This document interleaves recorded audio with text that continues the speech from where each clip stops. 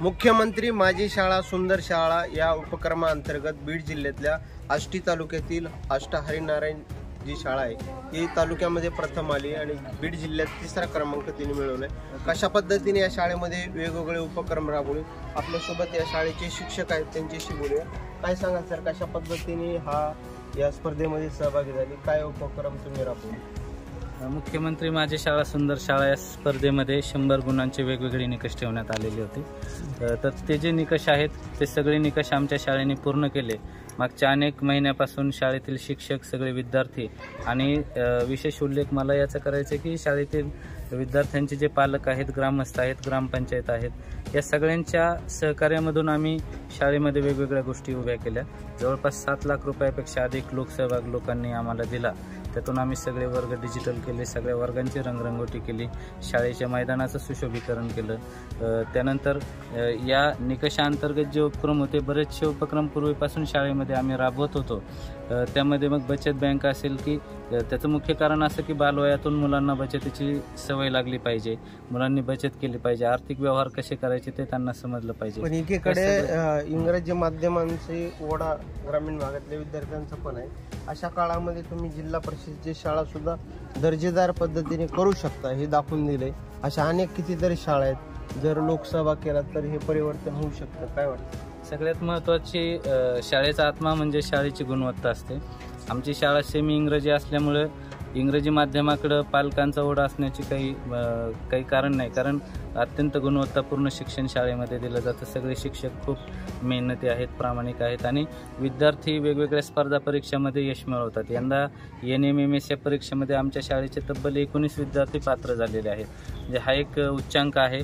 आणि खरं तर अशा स्पर्धेच्या माध्यमातून शाळेची गुणवत्ता ही पालकांना दिसते आणि खरं तर पालकांना शाळेच्या विकासासाठी कन्व्हिन्स करणं, यासाठी सगळ्यात महत्त्वाची गोष्ट असते गुणवत्ता। जेव्हा पालकांना खात्री पटेल की शिक्षक आमच्या विद्यार्थ्यांसाठी कष्ट करतायत, परिश्रम घेत आहेत किंवा त्यांना गुणवत्तापूर्ण शिक्षण देत आहेत, त्यावेळी पालक निश्चितपणे समोर येऊन शाळेला मदत करतात आणि या गोष्टीचा फायदा आम्हाला झाला। आपल्यासोबत गावचे पालक पण आहेत विद्यार्थ्यांचे, त्यांना विचारू काय तुम्ही मदत केली, कशा पद्धतीने तुमच्या गावची शाळा सुधारली, काय सांगाल थोडक्यात? आमच्या शाळेची गुणवत्ता आम्हाला दिसली, त्याच्यामुळं आम्ही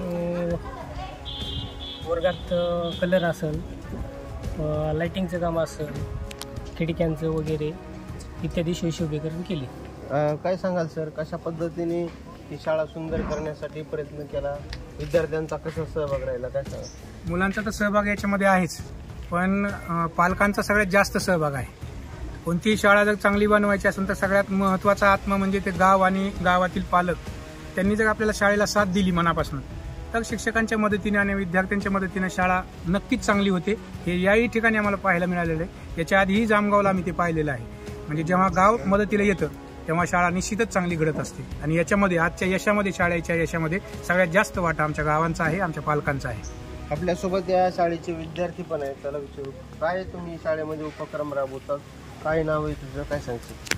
माझं नाव प्रतीक उल्हास पठाडे, माझ्या शाळेचं नाव जिल्हा परिषद माध्यमिक शाळा आष्टा हरिनारायण। आम्ही परसबाग, प्लॅस्टिक मुक्त शाळा, व्यसनमुक्त शाळा, मैदान आखणे, वर्गाची रंगरंगोटी करणे यासह आमच्या पालकांचा सहभाग आहे यामध्ये। एकूणच आपण पाहिले की अशा पद्धतीने या शाळेमध्ये काम करतात, काही विद्यार्थी आहेत आपल्यासोबत, त्यांना विचारू की कशा पद्धतीने या शाळा सुंदर करण्यासाठी मदत केली, तुझ्या पालकांना या संदर्भात काय सांगितलं, काय सांगितलं? माझे नाव भाग्यश्री भरत मोहोळकर, माझ्या शाळेचे नाव जिल्हा परिषद माध्यमिक शाळा आष्टा हरिनारायण। मी इयत्ता 8वी ब च्या वर्गात शिकत आहे।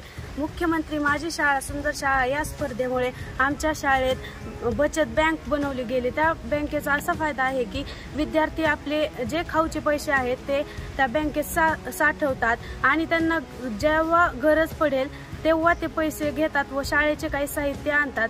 व आम्ही मैदाने सुद्धा आखली, त्याच्यावर आम्ही वेगवेगळे खेळ खेळले, परसबाग बनवले आणि ही शाळा त्या स्पर्धेमुळे पूर्ण प्लॅस्टिक मुक्त शाळा बनलेली आहे। आणि ह्या शाळेत आम्ही जेवण करताना एकदम रांगेत शिस्तीत जेवतो। काही मुलं आम्हाला भात वाटण्यासाठी असतात। आष्टी तालुक्यातील आष्टा हरिनारायण जिल्हा परिषदची शाळा कशा पद्धतीने होऊ शकते, ग्रामीण भागातली शाळा तालुक्यात पहिली कशी येऊ शकते याचं उदाहरण म्हणजे आष्टा हरिनारायणची जिल्हा परिषदेची शाळा.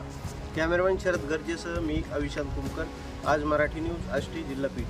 आष्टा हरिनारायण जिल्हा परिषदेची जी शाळा आहे ती तालुक्यात प्रथम आली. मुख्यमंत्री स्वच्छ शाळा सुंदर शाळा या उपक्रमामध्ये या शाळेने सहभाग घेतला होता. आपल्यासोबत या शाळेचे मुख्याध्यापक आहेत, त्यांना विचारू.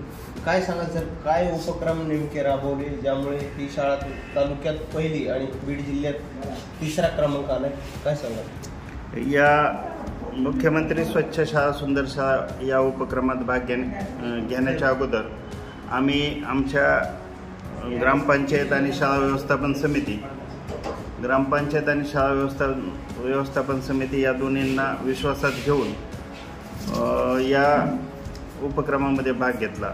या उपक्रमामध्ये जे 100 मार्काचे विविध निकष होते त्या प्रत्येक निकषाची पूर्तता सर्वांच्या सहकार्याने करण्याचा आम्ही प्रामाणिक प्रयत्न केला आणि ते करून घेतले.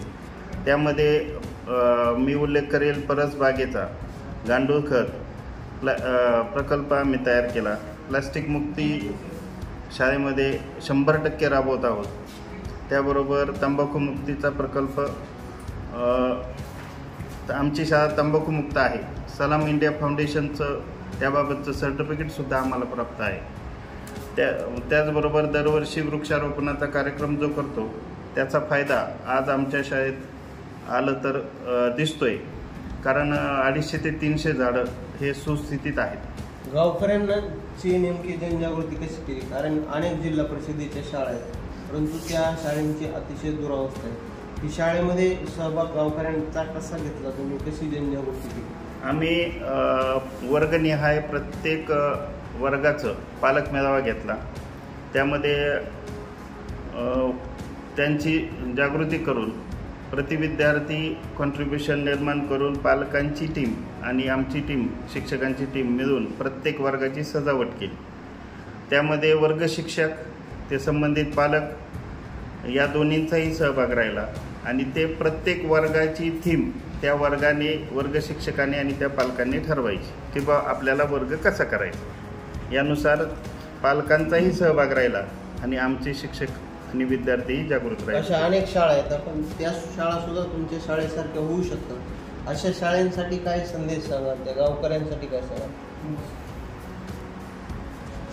शाळा ही फक्त कर्मचाऱ्यांची नसून ती गावाची सुद्धा आहे.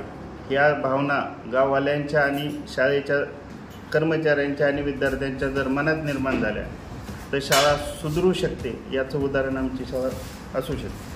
हे होते आष्टा हरिनारायण जिल्हा परिषद शाळेचे मुख्याध्यापक. त्यांनी सांगितलं गावकरी विद्यार्थ्यांना एकत्रित करून जर विश्वासात घेतलं, त्यांना सांगितलं तर आपल्या गावची शाळासुद्धा तालुक्यात कशी प्रथम येईल यासाठी पाठपुरावा होऊ शकतो, असं त्यांचं मत आहे. अविशांत कुमकर, आज मराठी न्यूज, आष्टी जिल्हापीठ.